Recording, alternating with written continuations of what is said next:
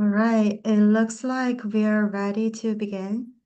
So hello again and welcome to Biocytogen's webinar series. It's nice to meet you all online. So in our session today, we will be talking about a very popular drug modality, which is the T-cell engagers. And we will be discussing how to choose the right models to support their development. So before we dive in, let me introduce our team here. So just a little bit about myself. My name is Yuan Tian, and I am the content manager at Biocytogen Boston Corporation. I will be your moderator for today's webinar. And I'm also joined by two amazing colleagues from the Biocytogen team who will be serving as our panelists. So with us today are Dr. Hannah Horton, Regional Director of Business Development, and Dr. Lucy Peterson, Business Development Manager at Biocytogen. So thank you both for being here. We are really excited to hear your perspectives. And next, it's my pleasure to introduce Dr. Yujie Liu will be our speaker for today's webinar. So Dr. Liu received her bachelor's degree from the School of Pharmacy at Huazhou University of Science and Technology and her PhD from the School of Pharmacy at Peking University. She then served as a senior researcher at the Illinois Institute of Technology and at Northwestern University, where she focused on areas such as blood-brain barrier delivery for tumor nanomedicine and the mechanisms of lung injury. And in 2020, Dr. Liu joined Biocytogen, where she successively held positions as Senior Director and Manager of the Pharmacological Resources and Product Department. She is currently the Director of the Pharmacology and Pharmacodynamics Department, and in this role, she leads the biomass business system, and she's played a key part in building a standardized pharmacodynamic resource database that now includes more than 300 PDX models, along with an intelligent data service system. And over the years in Biocytogen, Dr. Liu has managed many projects for pharmaceutical companies, both domestic and international, and her expertise spans tumor antibody drugs, immune-reconstituted tumor efficacy, blood-brain barrier penetration, oncology, autoimmune diseases, and PDX applications using humanized models. So for today's webinar, Dr. Liu will share recent industry insights, including both oncology and autoimmune applications of TCE, and she will also discuss when and how animal models, including the humanized mice, the immune-reconstituted mice, and disease models can be used in this field, as well as strategies and case studies for selecting the right models to support T-cell engager development. Okay, we're almost there. Just a quick reminder, the Q&A box is already open, so feel free to send in your questions anytime during the session, during the presentation. We will save some time at the end to answer as many questions as we can. All right, without further delay, I will hand things over to Dr. Liu. Yeah, hello everyone. I'm very glad to be here. And today my topic is model selection in preclinical studies of bispecific antibodies, which is T-cell engager from tumors to autoimmune hotspots. So today I will more focus on the in vivo models for the efficacy evaluation in both tumor and autoimmune disease models, as well as PK studies. And meanwhile, we want to discuss about toxicity of T-cell engager and how to evaluate using different kinds of mouse models. So up to now, there are 19 globally approved bispecific antibodies, and among them, 10 of them are T-cell engagers. And we set up a list here. We can see that they are targeting different kinds of TAA target, and the indications of these kinds of drugs are solid tumor and blood tumor. And nowadays, there are also some T-cell engagers are in clinical stage for the autoimmune diseases. And we can also take a look at the bispecific antibodies, the CD3 antibody part. And we can see that OKT3 and SP34 is very hot in this T-cell engager format. SP34 is the most popular one because it can also react with the monkey protein. So that's why it is really popular. But there is also a problem of SP34 is that it has the CRS problem. So talking about the characteristic of T-cell engager, they have a lot of advantages as well as they have some disadvantages. So as to the advantages, they have potent anti-tumor activity and high efficacy at a very low dosage, and it has broad applicability. For example, for blood tumor, solid tumor, and autoimmune diseases treatment. And it has a very good engineering flexibility, and is kinds of off-the-shelf drugs for the evaluation, not like the CAR T cells. And there is also a lot of T-cell engagers that are trying to target novel targets like peptides presented by MHC. So as to the disadvantage of T-cell engagers, the most common risk is about CRS. And another thing is about on-target of tumor toxicity that is caused by the expression of the target in the normal tissue. And several of the T-cell engager that has been approved also have the half-life problem, and it has very short half-life, so it is not very convenient for the patient treatment. And another thing about T-cell engager is about the tumor microenvironment suppression and the resistance or escape of the tumor treatment. And meanwhile, there is also narrow therapeutic windows.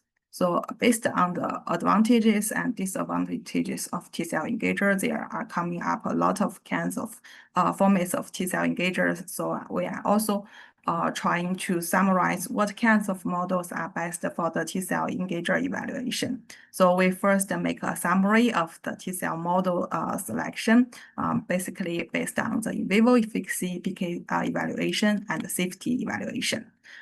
For the in vivo efficacy, the two main indication is tumor and autoimmune disease. And for the tumor part, we can use immune-reconstitution model, including PBMC and HSC reconstitution model, combined with CDX or PDX model. And we can also use humanized mice in the and plus TAA humanized cell line for the tumor efficacy evaluation. For the autoimmune disease models, we can first use the humanized mice for the PD evaluation, and we can also combine different mice with disease models. For example, rheumatitis, arthritis, and SLE and EAE model for the evaluation. For the PK part, usually we can use the one we use for the in vivo evaluation, and we can also try to use FcRn humanized mice, which is better for the antibody that has been modified in their Fc part. And for antibody, we can also use ALB FcRn double humanized mice. And for the safety evaluation, the most two important part is CRS and off-target toxicity. In this case, humanized mice are the best choice for the evaluation. So we can see that humanized mice appears in every part of the study. So today we will more focus on the humanized mice. And meanwhile, we also discuss about other models, and we can also compare which one is the best. As to the tumor models, we can use syngeneic model, which is human target and checkpoint humanized mice and humanized cell lines for the evaluation. And we can also use xenograft model plus immune reconstitution models for the evaluation. And if you want to take a challenge, we can also try to use orthotopic and metastatic tumor models for more indications development. So talking about CD3E, CD3-EDG humanized mice. We want to let you know the targeting strategy and the target expression first. What we do is to modify three genes. The three of them are CD3E, CD3D, and CD3G. So it is like a triple humanized mice. This allows us to makes us to be able to evaluate different kinds of CD3 binders. They can target in each other part of the CD3 and protein on the T cells. For the validation, we validate the humanized mice both in the mRNA level and the protein level. And we also did some validation of the mice in vitro. So first, we give the mouse human CD3 and the CD20 antibodies, and we can see that it has a comparable humanization levels compared to wild-type mice. And we detected L2 and F and gamma at different time points, so which we got very good result using the humanized mice. And meanwhile, we also compare the wild-type mice with the humanized mice after the OVA immunization, and we can see that the secretion of the different subtype of antibodies are comparable in both wild-type mice and the humanized mice. And we also did some in vivo efficacy evaluation to validate if the mice works well. So for this study, we inoculate MC38 into the CD3 EDG humanized mice. We can see that the right curve shows the result of mouse PD-1 treatment, and which we can see a very good anti-tumor efficacy, which means the tumor, this model works good for the immune checkpoint antibody. And meanwhile, we give them human CD3E antibody, and the tumor grows even faster than the control group, which means which is caused by the AICD, which is activation induced cell death. And we can also detect the T cells in the peripheral blood and the tumor the T cells infiltrated in the tumor, and we can see the decrease of the T cells both in blood and tumor. So this mice works good both in vitro and in vivo. So based on the good full validation of the mice, we have done quite a lot of studies using these kinds of humanized mice in solid tumor, blood tumor, and autoimmune disease models, and based on different kinds of targets. And we have done quite a lot of studies for different purposes. So today I would like to show you several cases in different disease area. So first one is for the tumor treatment. In this study, we give the CD3 EDG humanized mice inoculated with BCMA humanized MC38. We give the GR1803, which targets BCMA and CD3E for the treatment. And we can see a dose-dependent manner, and which means this mice is very good for the BCMA T-cell engager. And another very hot target in these 2 years is DLL3 bispecific antibody. FDA approved the first DLL3 T-cell engager last year, and that's why nowadays there is a lot of consults and a lot of projects going on for these kinds of models. So in this studies, we use DLL3 humanized B16F10 cell lines inoculated into the CD3 EDG humanized mice. And we give the AMG 757, and we can see a very good anti-tumor efficacy after the treatment. And another very hot target is CD20, and glofitamab is also approved drug for the tumor treatment. So in these studies, we inoculate CD20 humanized MC38 into CD20 CD3 EDG double humanized mice, and we give 2 different dosage of glofitamab, and we can see a dose-dependent manner. And meanwhile, the B cells didn't decrease a lot, and there is no significant difference between the control group and the treatment group, which means that the test articles are mainly distributed in the tumor area, and the T cells decreased after the treatment, which is mainly caused by the AICD of the test articles. And so based on different test articles and based on their different targets, we have generated a series of different TAA and CD3 EDG humanized mice for the efficacy evaluation. And meanwhile, we have also generated a series of TAA humanized cell lines to inoculated in different kinds of humanized mice for the anti-tumor efficacy evaluation. So we have done a lot of studies, and we also encountered some problems for the evaluation.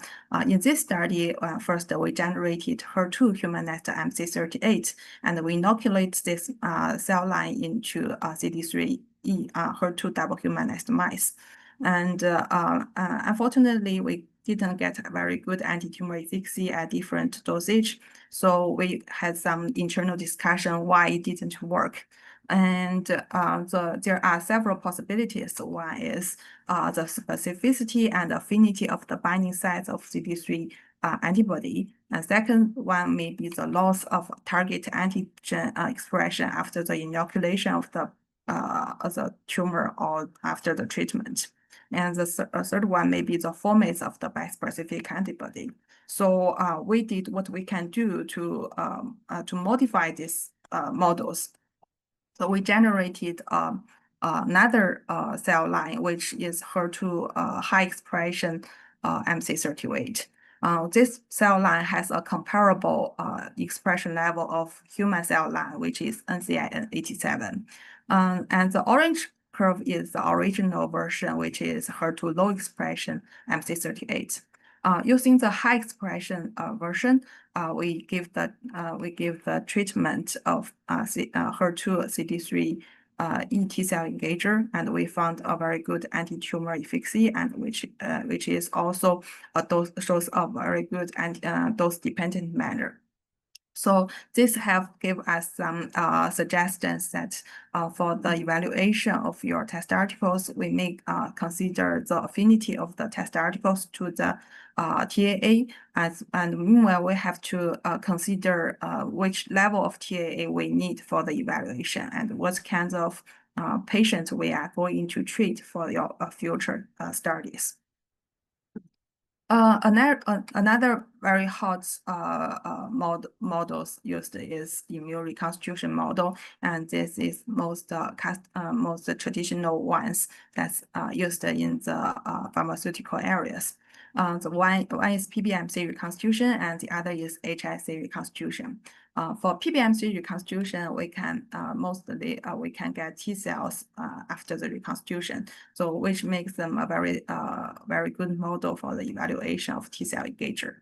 And another one is HSC reconstitution model. For this kind of model, it has B cells, T cells, NK cells, and memory cells, depending on what kinds of mice you are going to use. And as long as it has B cells, it is also a very good model for the PD evaluation of targets that are targeting autoimmune disease models. So we give one example using PBMC reconstitution. We give the PBMC reconstitution model HER2 T cell engager in both CDX model and PDX model. We can see that it shows very good anti-tumor efficacy after the treatment. Talking about PBMC reconstitution, the most severe problem is GVHD symptoms after the inoculation of PBMC. GVHD generally happens 4 weeks after the reconstitution.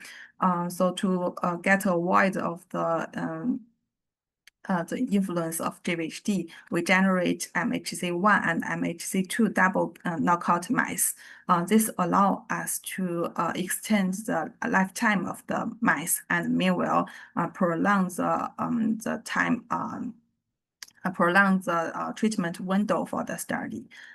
We can see that the mice can survive more than 100 days post engraftment of PBMC. And for the GVHD score, it comes up 42 days. And the mice can, meanwhile, the mice can also get a very good reconstitution levels after the PBMC reconstitution.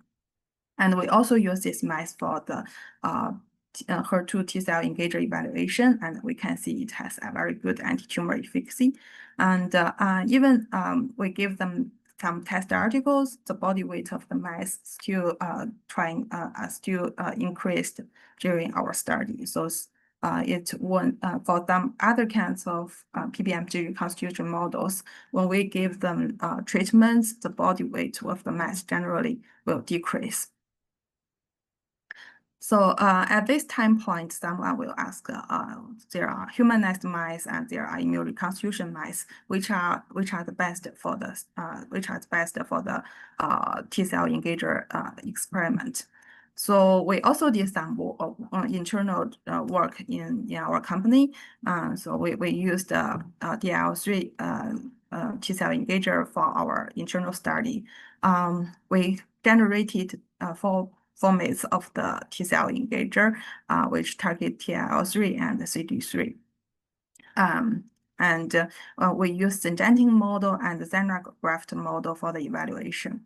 For the synthetic model one, we use DLL3 humanized B16F chain inoculated into the EDD humanized mice. And for the xenograft model, we use PBMC reconstitution and inoculated with SHP77.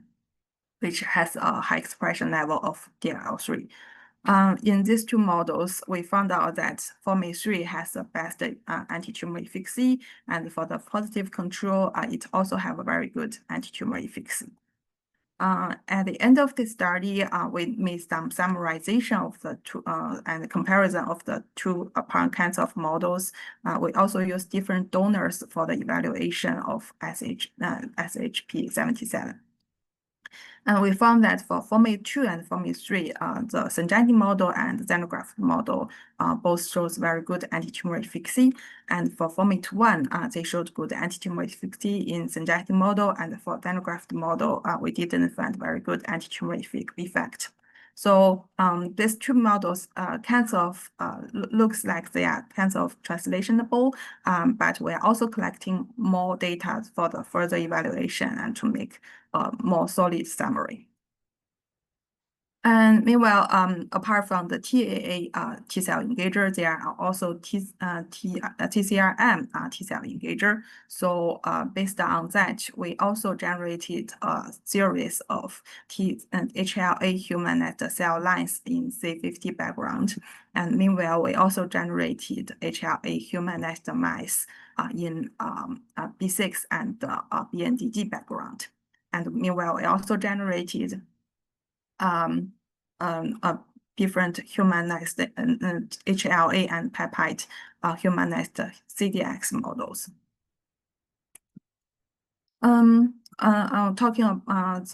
That's all for the tumor part. Next, I would like to talk about autoimmune disease models.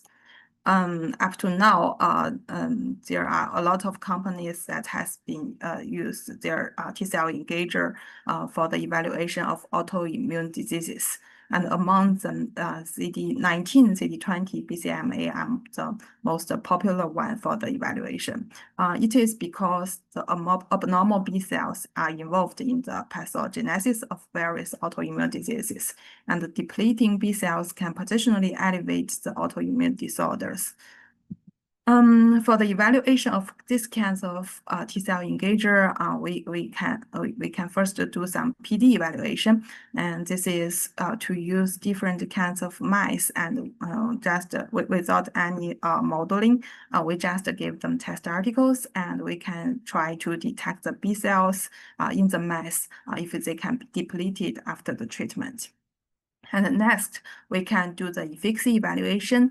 We can use the humanized mice and autoimmune disease model induction method to induce the autoimmune symptoms, and then give the treatment. So first, I would like to show you a PD evaluation for the in vivo B cell depletion of T-cell engager. In these studies, we give the mice glofitamab, and we can see that there is a significant decrease of the B cells after the treatment. And the T cells first increase and then decrease, which is AICD symptoms. Biocytogen also have a very good autoimmune disease platform. So we have also generated models that related to B cell function, like CIA-induced RE model, MOG-induced EAE model, and Pristin-induced SIE model. Today, I would like to show you one model that has been validated using our humanized mice.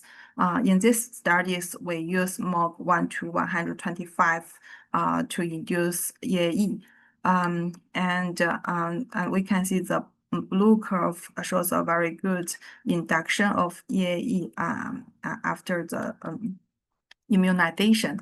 And we also give glofitamab to the mice for this kind of treatment. And the score of the treatment group is kind of like 0 after the treatment, which means that this glofitamab can be used for treat EAE model in preclinical studies.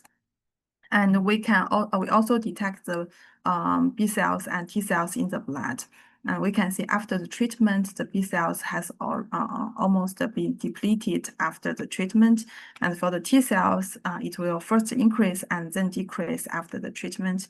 And 28 days, the T cells comes back and it continues to grow, to increase after we draw the treatment. And we can also see the B cells in the spleen was depleted, and the T cells is kind of comparable to the modeling group. Next is about the PK studies. So today I will more focus on the FcRn humanized mice, because for a lot of T cell engager, they do not have a very good half-life. So there is a lot of work to be done to prolong the half-life of the T cell engager. So for this kinds of evaluation, we will more suggest the FcRn humanized mice, because it better access the pharmacokinetics of human therapeutics, especially for the antibody that has been modified by the in the Fc region. And for other kinds of antibodies, that's like the antibodies, they have to be they usually bind to the albumin in the blood to prolong the half-life of their test articles. So we in this kinds of antibody studies, we generally suggest ALB FcRn double humanized mice for the PK evaluation. Next, I would like to discuss about the toxicity of T cell engager. So it is reported that there are mainly 4 types of toxicity induced by T cell engager. One is CRS, that is cytokine release syndrome, which is caused by the reaction of the T cells. And meanwhile, there will be neurotoxicity symptoms, which is also caused by the cytokine-driven BBB disruption or CNS infiltration. Meanwhile, there is on-target off-tumor toxicity. It is because antigen can also sometimes also expressed on the normal cells, which leading to the killing of healthy tissues. And some other immune-related toxicity happens in the after the treatment. So in this case, if we want to evaluate both CRS and on target of tumor efficacies, humanized mice is the best one for the evaluation, because it also have the expression of the antigen in the mice itself. So today I would like to give you a study that we have done using CD20, CD3E double bispecific antibody. We know that there are several CD20 T cell engager, and today we want to compare mosunetuzumab and glofitamab. We know that the binding mode of the 2 antibodies is different, and they also have different Fc part and binding affinity. And it is reported that glofitamab has a higher accuracy of DRS after the treatment. compared to mosunetuzumab. So we give the test articles to the double humanized mice. And we can also see that the blue column, which shows the data of glofitamab, has comparable, is a little higher than the mosunetuzumab, which made them also a very good model. Makes the humanized mice also a very good model for the evaluation of CRS. And we also detect the liver function and kidney function after treatment. We can also see that creatinine was increased after the 2 test articles treatment. I would like to let you know that there is a trend to use humanized mice for the toxicity study, and it is widely used in pharmaceutical companies, especially for FDA and NMPA and the applications. And up to now, 15 drugs candidates has received an NDA approval from NMPA, including CD3E.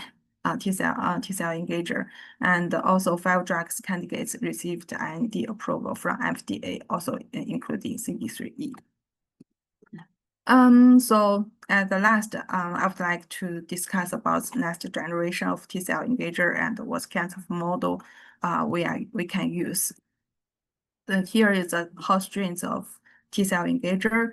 So they are more focusing on solid tumor, and they are trying to improve the safety, as the CRS is quite common after the treatment.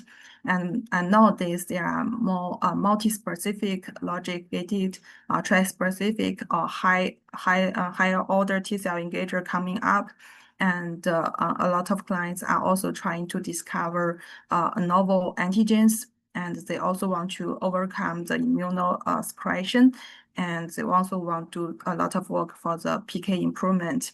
And meanwhile, they also want to use combination therapies to improve the anti-tumor efficacy. Talking about the tri-specific or multi-specific antibodies, generally there are 2 strategies. One is targeting 2 tumor-associated antigens to prevent tumor escape by antigen loss.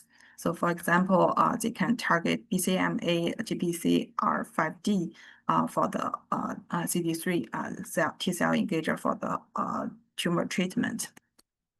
Another strategy is targeting the 2 T-cell co-stimulatory receptors for optimal activation of the T-cells.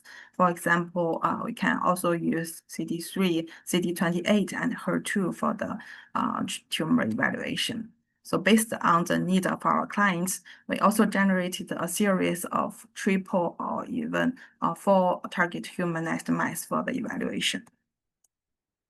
So another question will come up: how to choose the best combination of the TAA for the T-cell engager. So what we did is to do the single cell RNA-seq of the PDX model. And for example, when we tap in EGFR and HER2 in our database, we found out that not all the PDX cells express both EGFR and HER2. So some of them only express EGFR and some of them only express HER2. We can also do the correlation between HER2 and EGFR, and they have a very good correlation in the tumor. And we can also choose the highest, the model that has the highest co-expression of the 2 targets. And we can also try to select which model best for the test article evaluation. And another method we use is to use immunofluorescence for the evaluation. In this study, we get a series of PDX model, and we stand 6 markers for each PDX model. So we can see like 15 combination of different targets. For example, we can see EGFR expression level and HER2 expression level, and we also have the merge of the 2 targets to find out the percentage of the co-localization of these 2 targets. Yeah, so that's a summary of our resources. We have biomice resources, like we have a lot of humanized mice, different kinds of immune deficient mice. We have rat and dogs. We have different kinds of disease models, and including tumor models and autoimmune disease models. And we have a very big detection technology platform for all of them to help our clients for their preclinical studies like PK, PD, toxicity or mechanism studies. In the end, help them with the application. So that's all for my topic. So if I'm very glad to see if there is any questions. Thanks, Dr. Liu, for the great talk. I think we've already got a lot of questions in the Q&A box. So let's go ahead and take a look at those questions. And to our audience, if you have questions that you haven't submitted yet, feel free to do it now. Okay, all right, let's start with the first question here. So in what situations when using a syngeneic tumor efficacy model, do we also need the mouse-side TAA to be humanized? I can take that question. We recommend that when you're using the humanized cell lines, if possible, to also use the corresponding humanized mice. We recommend this for two reasons. Number one, if you're using the humanized cell line for the tumor model without using in a wild type mouse, then there's a risk that the mouse immune system will attack the humanized TAA in the tumor and cause tumor regression, which could be falsely attributed to effects of a test article. And second, if you want to study off-target effects or toxicity and safety, it's really beneficial to use the humanized mice so that if there is expression of the TAA in other peripheral tissues, then you'll be able to see any off-target effects due to your test article. Awesome. Thanks, Lucy. And another question here. You would expect the reduction in tumor using bispecific antibody is coming from effective engagement to T cell, then it affects to CD20 plus B cells too. So the mechanism of this as a best T cell engager is generally we like it to binding to the T cells in the blood. Then it's drive the T cells to the tumor and binding to the CD20 positive B cells. And if it can there is more of them distributed in the tumor, they will not influence the normal B cells in the mice. So that's the best symptoms we want to find. That's the best phenomenon what we want to see. So we do not want to influence the B cells in the mice. Awesome. Yeah. Thanks, Yujie. And go to the next question here. How to choose the antibody dose for CD3 engaging mouse tumor model? Well, it really depends on the affinity of the T cell engager and both for the TA part and the T cell part. So we have found out that it really varies from different target and different T cell engager. Generally, the dosage can be from 0.01 mpk to 10 mpk. So it's the best way to do a pilot study to choose a very broad range of the dosage for to find out the best one for your test article. Great. Yeah. Thanks for the detailed answer. And next question here. In MHC1 and MHC2 double knockout mice, why can human immune reconstitution be maintained after engraftment? This is one I can get, I think. So Yuja presented that the main advantage of these double knockout mice is the reduction in GVHD, right? So we do see an increased lifespan, which can be really helpful. So firstly, we don't typically see significant changes in the efficiency of the initial engraftment when both MHC1 and 2 are knocked out. So we're able to initiate the reconstitution, and in order to kind of maintain that stability over time, we increase the dosage of the PBMCs themselves. So for the data that Yujia showed you, we increased the dose to 1 × 10⁷ cells. So we found that this dose gives us pretty consistent stability across the donors that we've used. Thanks, Hannah. I think there are several questions wanted to comparing the PBMC and HSC reconstituted model. I'll just pick one of them to read here, but we can kind of answer both sides. Okay, so have you compared PBMC-derived versus HSC-derived humanized models, such as immune reconstitution? And I think the other question is, what are the key differences between PBMC reconstituted models and HSC humanized mice in efficacy or safety evaluation? I can take that, and I'll try to answer as many of the related questions as possible. So PBMCs and HSCs differ in really a few categories that will also help sort of guide you as you choose which one is best for your purposes. So PBMCs predominantly reconstitute T cells. And so if you're using a T cell based therapy or testing one, then those might be a better option. Whereas HSCs provide multiple lineage reconstitution, including T cells, B cells, NK cells, myeloid cells, and red blood cells.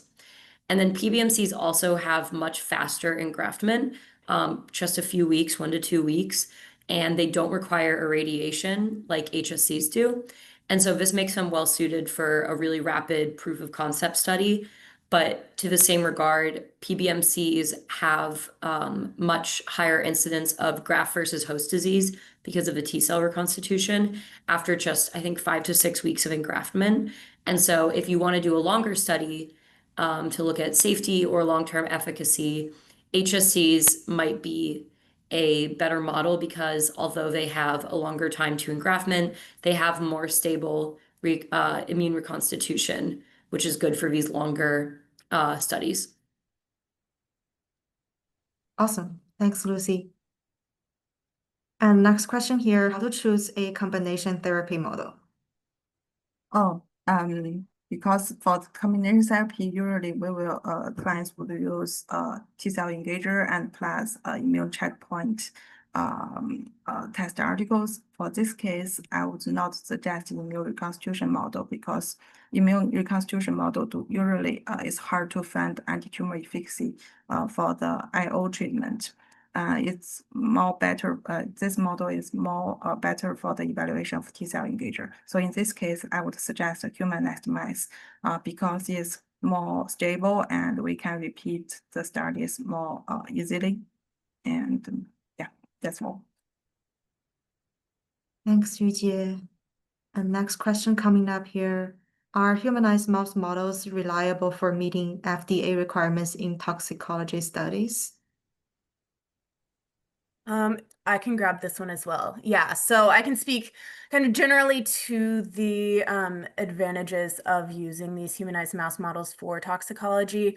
I mean, we're introducing the human drug target and we're preserving the mechanism of action, which isn't always possible with non-human primates or other larger models that you use for reproductive tox or other toxicology studies, particularly if that monkey target isn't cross-reactive, or if we see a significant difference in affinity for the drug and the target. So we do see that clear scientific advantage for using the humanized mouse models in reproductive toxicology and other toxicology studies, and regulatory bodies recognize that also. So the FDA is a really good example. They've been promoting the use of humanized mouse models and other transgenic mouse models as a substitute for non-human primates for a long time. So for example, back during the pandemic when non-human primates were in short supply, the FDA named humanized mouse models and other transgenic models as a suitable substitute for toxicology studies. And then much more recently, earlier this year in 2025, many people probably saw that the FDA released a plan to phase out animal testing for monoclonal antibodies. And in this plan, they do explicitly list humanized mouse models as an acceptable substitute for non-human primates in reproductive tox and other DART studies. So we have seen many of our drug target humanized mice used in the clinical phase for DART studies, and we've also been able to support several drug candidates to IND approval through either the FDA or the NMPA in China. So in short, yes, they are very suitable for toxicology studies, and that's been validated by us and recognized by several regulatory bodies as well. Thanks a lot. That's a detailed answer, Hannah. Thanks. Going to the next question here. Yujie talked about GVHD during the presentation. So there's a question about GVHD, reduced GVHD, but there's still GVHD or it is prolonged, meaning that we can use the mice for long before they develop GVHD. Correct. So the GVHD really is induced by the reconstitution of the T cells. When the T cells is extremely high, there will be GVHD symptoms. But for the DKO mice, we found out it is prolonged. So generally for the GVHD score, when it is very low, for example, 1 or 2, it does not influence our study. So that makes us have enough time to get this kinds of treatment window. So I think that's why we can use these mice for long before they develop GVHD. Maybe Awesome. 8 weeks. Yeah. Awesome. Thanks, Yujie. I think we have a lot of questions about the cytokine release syndrome or CRS. I'll read one of them and we can talk about CRS in general, and let's see if we have time to hit the other CRS questions. But here, this one about CRS. In your CD3 EDG model, can we study CRS? Like we can check our compound and its safety, or we need to go to humanized mice? Yes, as I just presented that we have used this kind of humanized mice for the evaluation of CRS. And meanwhile, because it also expression the TAA that we are going to use, so it's also a very good model to find out if it has had some on target of tumor toxicity. So I think that model is more valuable than the immune reconstitution model in this part. Awesome. Thanks, Yujie. And next question in the line here. Have you looked at B cell reconstitution in humanized mice after B cell depletion with TCE? Yes, we have done. No, sorry. We have our clients using the HSC reconstitution model for the T cell engager. But for us, we only use the rituximab, so that's why I didn't put it here. So it has the depletion of the B cells at a very high extent. Awesome. Thanks, Yeah, and Yujie. it can also be used for the CAR NK or CAR T cell CAR T evaluation in this area. Great, thanks. And here's another question. Does Biosalogen offer IHC immunohistochemistry imaging as a study readout? For instance, imaging antigen and T cell distribution after treatment with test article versus vehicle? Yes, we can. Oh, yep. Great. The next one here. Do you have metastatic tumor models to better represent immunosuppressive TME? For example, liver mid models to study T cell engagers? Yes, for one of our clients, several of them, we have used the HEP3B isotopic model and plus it with PBMC reconstitution for the T cell engager evaluation. Awesome. Thanks, Yujie. And I think we're running a bit short on time, so let's take one last question here. This one is also about CRS. So other immune populations, such as myeloid population, also contributes to CRS reaction. I'm interested to know how those immune population grow in those mice. For the humanized mice, the myeloid cells grows normal. So generally, we will do the validation of the proportion of different immune cells in the humanized mice. For the HSC reconstitution mice, generally there will be only a small portion of myeloid cells in the HSC reconstituted mice. So we do not quite suggest to use that kind of mice for the evaluation. But there are coming up different kinds of humanization based on the immune deficient mice. And then we can use that kinds of mice for HSC reconstitution. And we can, maybe in the future, we can also use that HSC reconstitution mice for this kind of CRS evaluation. Awesome. Thanks, Yujie. Unfortunately, I think that's all the time we have for questions today. Before we wrap up, I would like to give a big thank you to our team here, Dr. Liu, Dr. Harden, Dr. Peterson, for sharing their insights.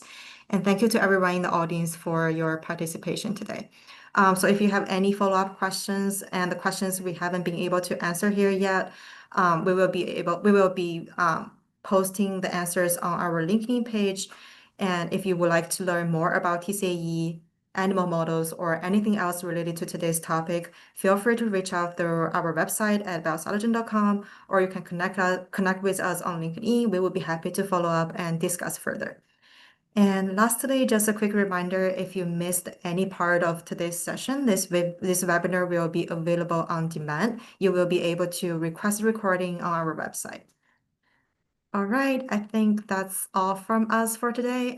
Thanks again for joining, and we look forward to seeing you at our next webinar. Thank you all. Thank you. Bye.